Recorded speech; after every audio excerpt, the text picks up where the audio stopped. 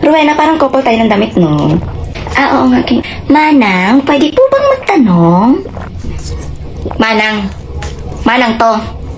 Manang to. Ha? Eh, bata pa ako eh. Manang ina mo ah. Ay, sorry po. Magtatanong lang naman po talaga ako, Ale. Ale? Ialis mo yung sarapan ko, Kit. Perkating ko yan. Tanggal ulo niyan. Pagpasensyahan mo na, Rowena. Tawagin mo kasi siyang ate. Pagpasensyahan niyo na po ako, ate. Tatanong lang po talaga ako. Pwede po ba ako magtanong? Hindi! Rowena, kalma lang. Ano ba kasing tatanong mo? Magtatanong lang po sana po ako kung saan po, ang saan po, papunta po. Po? Ang galang mo naman po. At puro po ka. Po? Tang ina mo. Rowena, hayaan mo na. Sige ka, kapag na-stress ka niya, mababawasin ang ganda mo. Tinawag akong manang, be eh. Tinawag pa akong ale.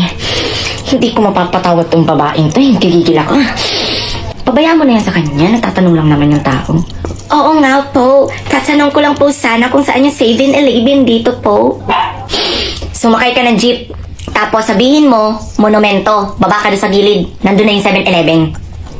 Okay po. Sasakay po ako sa jeep. Pwede po bang card yung pambayad ko sa jeep? Try mo, be! Tingnan lang natin kung hindi yan ipokpok sa'yo ng driver sa ulo mo. Hindi gigil ako sa'yo. Maras ka sa harap namin. Okay po. Pambihira naman yung babaeng yun. Sa halagang 9 pesos, ika-card pa. Inom tayo!